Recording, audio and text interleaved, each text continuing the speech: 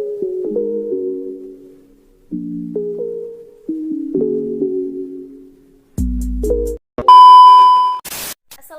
warahmatullahi wabarakatuh. Welcome back to my YouTube channel. Nah, pada kesempatan kali ini seperti biasa kita bakal bahas-bahas tentang materi.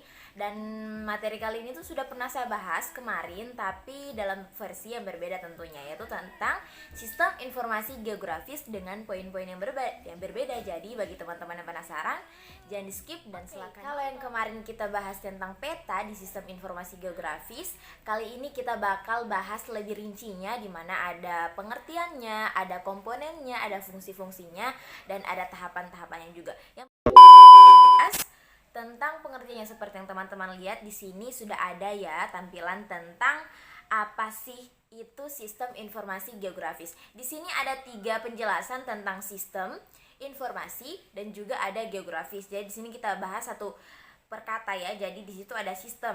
Sistem itu merupakan kumpulan dari jumlah komponen yang saling terkait dan memiliki fungsi satu sama lain. Kalau informasi adalah data yang dapat memberikan keterangan tentang sesuatu, kalau geografis adalah sesuatu tentang gejala atau fenomena di permukaan bumi yang bersifat keruangan. Jadi intinya kalau disimpulkan itu sistem informasi geografis ini adalah pengolahan data-data geografis dengan komponen-komponen yang saling berkaitan dengan fungsi masing-masing. Tentu saja kalau kita bahas tentang geografis, otomatis kita berbicara tentang fenomena yang ada di permukaan bumi. Itu mengenai pengertian dari sistem informasi geografis. Kemudian kita lanjut pada komponen sistem informasi geografis. Di sini teman-teman juga bisa lihat ada komponennya, ada hardware, ada software, ada data, ada people atau orangnya, kemudian ada metode. Di sini kita bakal bahas satu-satu, yaitu yang pertama kita bakal bahas hardware dulu. Di sini hardware adalah perangkat keras. Jadi hardware itu perangkat keras teman-teman. Seperti yang teman-teman ketahui, kalau hardware itu perangkat keras, software dia perangkat lunak. Perangkat keras umumnya berupa komputer di mana aplikasi sistem informasi geografis dijalankan, mulai dari desktop PC, laptop, hingga komputer berbasis server. Jadi kalau kita berbicara tentang perangkat keras, tentu saja yang nyata yang dapat kita pegang seperti komputer, printer, dan lain sebagainya. Kemudian di sini ada juga fungsi dari perangkat keras dalam sistem informasi geografis. Jadi teman-teman bisa lihat di sini fungsinya hardware itu ada alat masukan yang berfungsi untuk memasukkan data ke dalam jaringan komputer. Kemudian alat pemrosesan yang berfungsi untuk mengolah, menganalisis, dan menyimpan data yang masuk dalam sistem komponen sesuai dengan kebutuhan.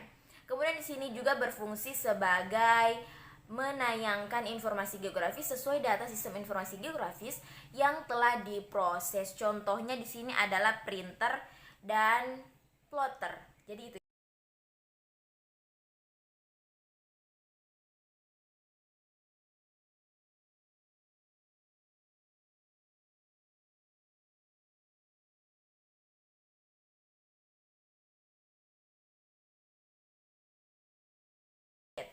Kita lanjut pada perangkat lunak atau software. Software atau perangkat lunak yang menjadikan tools untuk mengolah data spasial maupun aspasial yang sudah dimiliki dalam database. Software membantu untuk melakukan fungsi query, edit, mengolah, dan menampilkan data SIG kepada pengguna. Jadi software ini lebih ke perangkat lunak yang dimana dia menampilkan aplikasi yang tidak dapat kita sentuh, karena memang dia perangkat lunak ya, software, jadi memang berbeda dengan hardware. Kemudian kita lanjut pada manusia atau brainware, atau tadi saya sebutkan people ya, atau person.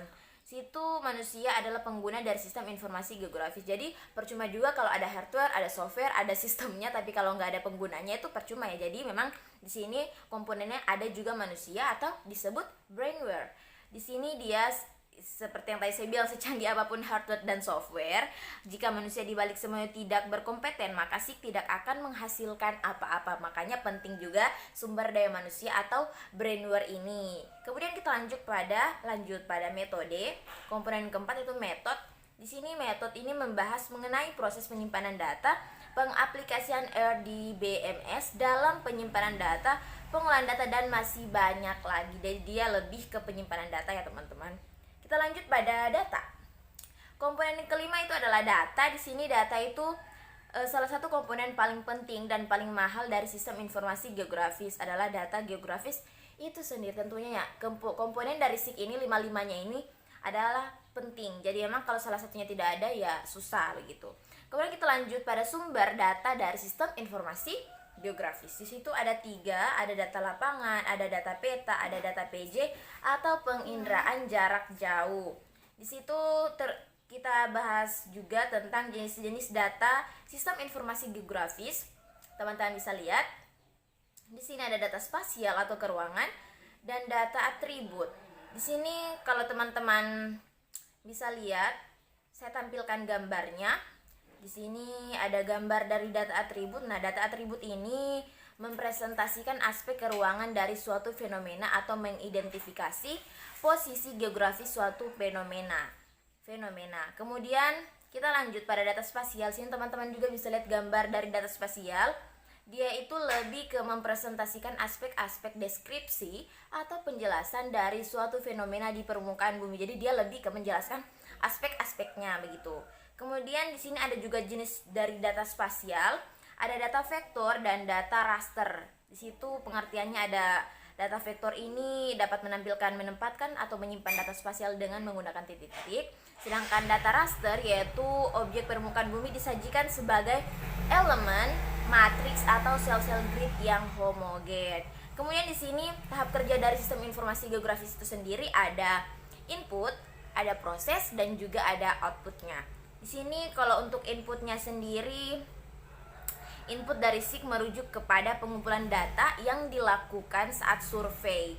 Jadi dia kalau input itu kita lebih ke pengumpulan data yang dilakukan ketika kita melakukan survei. Kemudian prosesnya di situ tahapan proses merujuk kepada analisis data dalam komputer. Jadi namanya proses, kita lebih ke prosesnya yaitu menganalisis data dalam komputer. Kemudian kita lanjut pada keluaran atau outputnya. Di sini setelah mengolah data yang dimasukkan, SIG memproduksi keluaran atau output. Keluaran adalah hasil informasi bagi pengguna atau yang membuat keputusan. Jadi outputnya itu berarti hasil dari semua proses dari inputnya, prosesnya, hasilnya itu di output. Kemudian di sini kita lanjut pada manfaat sistem informasi geografis. Di sini ada beberapa bidang manfaatnya. Ada bidang lingkungan, ada bidang sosial, dan juga ada bidang bencana alam. Sini sebenarnya ada banyak sekali manfaat SIG itu dalam berbagai bidang, cuman di sini kita mencantumkan 3 saja. Jadi situ di bidang lingkungan teman-teman bisa lihat juga di sini ada pemetaan kawasan hutan lindung, pemetaan kawasan untuk budidaya, pemetaan wilayah erosi, pemantauan perubahan lingkungan. Kemudian untuk manfaat SIG di bidang sosial yaitu mengetahui potensi dan persebaran penduduk, pendataan dan pengembangan jaringan transportasi sekolah, mengetahui pertumbuhan dan pembangunan penduduk, pendataan dan pembangunan pemukiman penduduk, membantu dan menginventaris potensi pariwisata di suatu daerah itu. Sebenarnya ada banyak sekali sih di bidang sosial ini, cuma memang kita cantumkan beberapa saja, yang inti-intinya saja. Kemudian kita lanjut pada manfaat SIG di bidang bencana alam. Jadi di sini melihat luas daerah yang terdampak bencana alam, menentukan tingkat bahasa erosi, menyusun rencana-rencana pembangunan daerah rawan bencana alam. Seperti biasanya kita kayak ada sistem yang bisa mengidentifikasi suatu bencana, itu manfaat dari sistem informasi geografis. Jadi sistem informasi geografis ini sangat penting dalam kehidupan sehari-hari, sehingga memang sangat diperlukan di dunia pergeografisan seperti itu. Jadi mungkin untuk penjelasan mengenai manfaat proses pengertian dari sistem informasi geografis itu saya cukupkan sampai di sini saja. Semoga bisa bermanfaat untuk kita semua, menambah wawasan juga wawasan kita. Saya cukupkan. Demikian dari saya. Wabillahi taufiq wal hidayah. Wassalamualaikum. Bye bye.